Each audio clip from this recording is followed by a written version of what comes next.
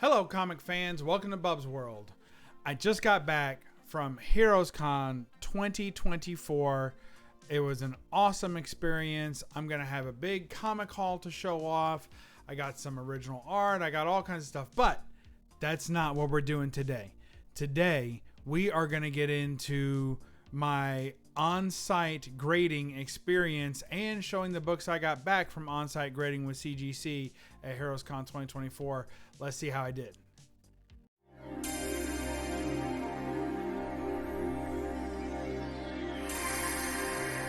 You're watching Bub's Comics, Bub. All right, so here's the deal. I wanted to go. We got there fairly early on Friday morning to Heroescon. Gonna go over the CGC books and submission, and I want to give something of a review of the entire on-site grading experience. But I'll mix in the books as well so you don't get bored. But basically, here's what happened. We got there early Friday morning, submitted my books. There was a line. There was a bit of confusion. If you're not expecting a little bit of confusion with something like this, then you've never done anything like this before and you probably don't want to. There'll be some kind of confusion. There'll be a little bit of apprehension, and some people won't know why they're there. They'll either be in the wrong line by accident or the wrong line on purpose, just trying to get ahead. There's a lot of that stuff going on. You are still dealing with the comic community and the collectors and CGC collectors, if you will, as well, slab collectors. So there's a lot of different personalities at play here. So please don't go into this expecting that it's all going to be perfect. There's a little bit of chaos, but not much. Not much. It wasn't too bad. So we got in line, got right in, got our submission done. That took probably 45 minutes to get. We were like third or fourth in line, but the line was moving super slow. It was like molasses rolling uphill. It was terrible. But finally got our book submitted, and then they told us, okay, we'll shoot you an email when they're ready. Well, the rest of the day, Friday came and went, no email.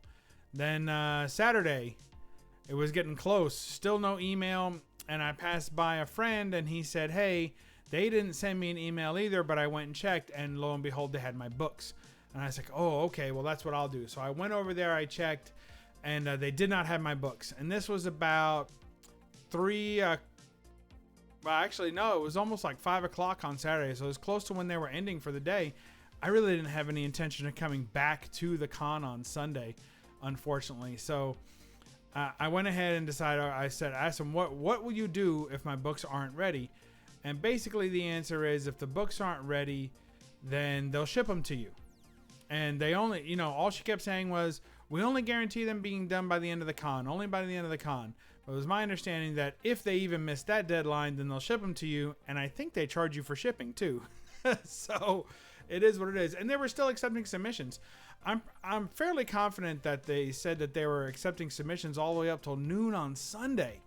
There's no way those people are getting their books back by the end of the day. I would think not. And I'll say this, I'm sure these people were working round the clock. They were well staffed. There was lots of people working really hard. So I know it sounds like I'm trying to give them a pass on anything they may have screwed up, but there were a lot of angry people. And I feel like that was just a factor of people having unrealistic expectations of this event. You submit your books, you take your chances. And I'll give you my personal take on that after I show the books that I got back. And there's more to the story too. All right, so first off, we have Planet Comics number 65. Got a nice 2.5 on this. A real shocker to me. So this is one of the early books that I worked on when I first kind of started working on books. So not the earliest of books, but a fairly early copy for me. So you can see there, nice Planet Comics. Oh, I love it. Oh, don't I love it? Yes, I do. All right. So there's the back. Not much going on there to worry about. But I think this is just some fantastic Good Girl art here. Look at that. The passenger princess there. And with this book, for those of you who don't know, I'm going after a Planet Comics complete set. So Tough to do. I only know of 2 people that have ever completed it, and I don't think either of them still have their complete set. So I'm working with this to put this on the registry, and more on the registry in a minute. But basically with this book, this puts me into spot number 28 on the Planet Comics registry, which is pretty high up there. I wanted to be in the top 30. I achieved that. I was 29th. And then now I'm number 28 with this submission, this book. So very pleased to have that. Thank you to all who care. So, all right. Next up, I've got this startling 47. Picked up this book. Now, I had picked up that other Planet Comics book at Heroescon 5 years ago. So just now getting around to getting it graded. And picked up this startling 47 at Heroescon last year. So I was very, very pleased to have this beautiful Schomburg cover. My wife is a big Schomburg fan.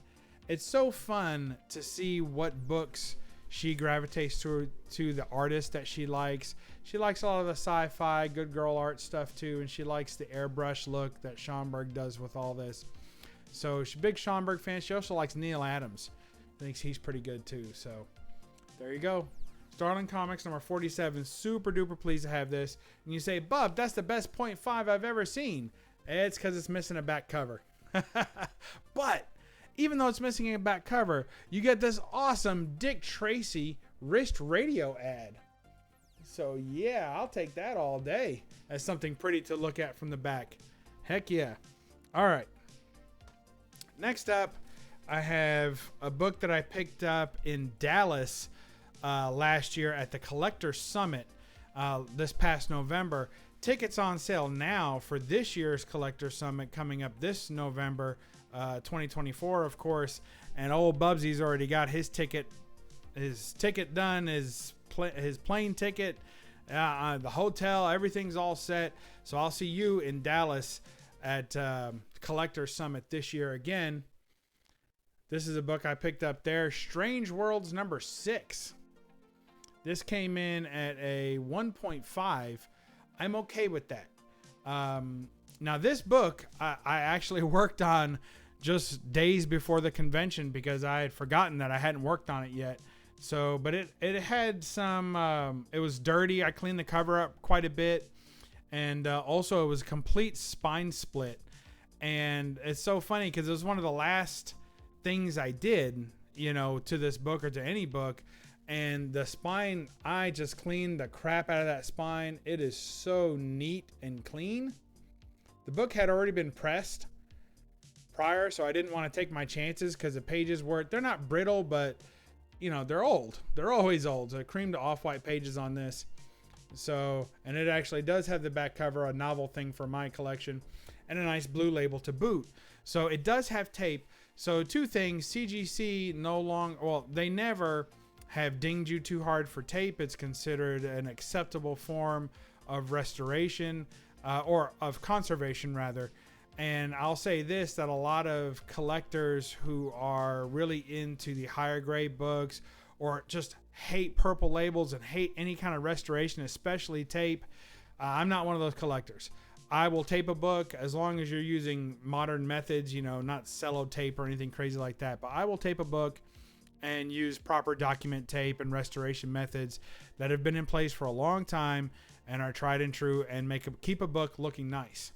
So that's what I do with my books. And so that's why it's got a blue label, not a purple label. The only thing on that has to do with this book is tape.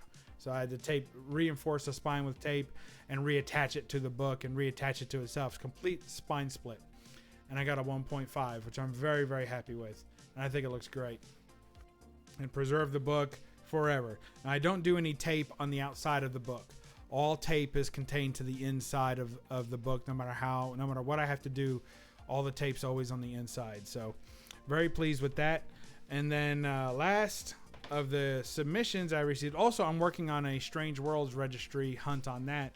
And this book, I think I was already in position number 22 or something, and it moved me to position 13 in the registry. So good deal on that. Very pleased. And last but not least, here is Superman number 52. I have a thing for books number 52. I like the number 52. It's one of my favorite numbers all time. So there you go. And a nice 1.8. We got this cool Superman. He's probably not going to give that kid the ride he's asking for, but that happens. Neat little back cover here. Now this book was one of the earliest books I worked on. In fact, I want to say it's the first Golden Age book that I ever worked on to repair. So pretty pleased with this. Again, so the other thing I was going to mention about tape is that CGC is no longer putting the mark of tape on the top of the book. They used to put that. So other books that I've taped and sent in will come back and say tear seals with tape on inner spine, or inside front cover has tape. It'll still be in the grader's notes if you received them, but they're not going to be on the label anymore. And I know some people probably really don't like that. But in my opinion, if you're buying a book and you're serious about buying the book and tape is something that bothers you, check those grader's notes. And if there are no notes, maybe that's a reason not to buy it. And if there are notes, then it'll notate whether there's tape or not.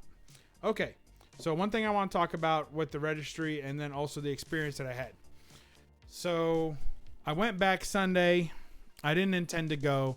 I went back Sunday, and I had not received an email, but I went anyway. About an hour after the con opened up, I went to go see the CGC at their booth. And the line wasn't bad. There was just a few people in front of me. And then I got up there and I showed them my submission number, and they said, let me check. Then went back, got my books. Everything was fine. I checked out. I left. I was very pleased with the grades, and overall it was a great experience, except that it made me 2 or 3 hours late getting home, which I had plans later that evening. So it kind of rushed all the plans. So that's something I'll be mindful of in the future. And if they had made me wait all the way till, I think the con went till 6 o'clock or something on Sunday, maybe 5. But if they had me to wait all the way till then, it would have been rough, because I have probably 6.5 hour drive from Charlotte back home, and it would have been terrible. So I'm really glad that didn't happen, basically. However, still making me sweat and making me come back in and making me late for my travels home. Additionally, just because you would assume it's kind of first come, first serve, but there were lots of people who got their books back that submitted way after I did. And so I don't know what their rhyme and reason was for that. Also, I'm submitting books that require a little more attention when grading, because they're Golden Age books. So the modern books are fairly simple. You're not even going to, you just breeze through. Modern grading is quick, and the Golden Age grading takes a little longer, just a little. So, and there may be some people qualified to grade gold that's not qualified to grade modern books, or vice versa. So I get it. So in any case, I felt like the service was altogether good. Then I get home, and everything's still okay with the books themselves. But as I said, I was working on a competitive registry set with Strange Worlds and My Planet Comics, 2 separate sets, of course. And the cert numbers wouldn't pull up. So then I checked just the main screen, the front when you first turn on CGC on the web page, and they have a cert lookup. None of my certification numbers would pull up anything. None of them will put up anything. So here's the big warning that I have to any of you out there. If you do on-site grading, and I do recommend it. So far, it's been a good experience for me. If you do on-site grading, please check your cert numbers. They should be in there. And if they're not in there, then you need to contact CGC, which is what I ended up having to do. I gave it a couple of days, still nothing. Then I checked the message boards, then the CGC, message boards. And I went through the message boards, and I found someone else that had the same problem. And they were told to send an email. So I too sent an email saying I'm having the same problem. I messaged in there so that they knew I was, in the system, if you will. And then also sent an email to customer service stating my problem. and it was a day later. So just this morning, I got the message back saying that it was they were aware of it now that I brought it to their attention, that they will work to fix it, and they finally got it fixed. Took them like 5 hours to get it fixed. So here's the thing. I don't know if it would have fixed it on its own, or whether me going in there and having to contact customer service and request it is what made the difference. I just don't know. It's possible that me, rushing the system and going to them and requesting them to go ahead and give me my books earlier on Sunday, it's possible that rushed them and they weren't able to go through their normal process. It got pulled out of a stack instead of, following through to being put into the registry. I don't know.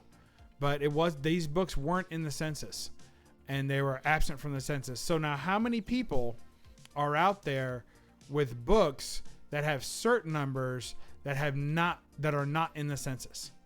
Like, how many people are out there with that? There could be a lot. I mean, hundreds, thousands of books could be out there right now that are not in the census because people picked them up early, or whatever the problem was persisted. So please, anyone who got on-site grading, I'm begging you, check your certs, go to CGC, make sure that they're in the census, and if they're not, contact CGC and get them to add them. All you have to do is give them your submission number and they'll add it. But if this goes for a year, 2 years, and you try and sell that book someday, and the person buying it looks up the cert number and it says invalid, doesn't exist, now you've got a new problem, and the person may not buy the book, and you could lose out on whatever your profit was going to be or whatever you're trying to do with that book. So please, everyone who went on-site grading, get your certs, make sure that they're all in the system, and then go ahead and enjoy yourself with your books and have a great time. So that's it from me. I just wanted to mention that. Overall, 2 thumbs up for the on-site grading experience. I think it was very good. I think it was about as well organized as a reasonable person such as myself would expect. However, there are a lot of people that were very angry. And like anything else, people were very angry about the grades that they got. They felt like some of the modern grades, especially that came back, were too low. And I find that interesting because basically what this does, I was worried for my books for like 2 days. But when I ship off books to CGC, I'm worried for like 3 weeks until they actually register them and get them in the system and say that they're received, right? And that takes shipping takes just a few days, but then it takes them another week or 2 weeks to actually show that they've received it. So I'm always nervous during that time. Then I'm nervous while they're grading it. Then I'm nervous when it comes back. When they say it's shipped, I'm nervous again one more time for the postal service to crack it or break it or to damage it or lose it. So I'm nervous during that time, and I don't feel good until I finally have the books in hand. So there you go. It's the same thing that usually is like 45 to 60 days of stress, all shrunk down into just 3 days. So if you're okay with that, fine. But if you're not, it was like, you ever watch one of those CGC unboxings and you see everybody like upset because it came back a 9.6 instead of a 9.8, and there's no way this is a 9.2, this should be a 9.8. There were people walking around the whole show like that, complaining to all the dealers about how CGC, screwed them and they didn't get the grade they wanted. So if that happened to you, let me know. Put it in the comments below. But it might not have been any different if it got mailed off. You just don't know. To me, the only real difference between my experience at Onsite and my experience there, normally mailing it off, is that it all got truncated down into 3 days, and the end result was the same. You're either happy with the grade or you're not happy with the grade. And there's always people that are unhappy with the grade. So there you have it. All right, that's it. We'll catch you next time in Bub's World. Remember to read a comic and don't apologize for the glare. Bye-bye.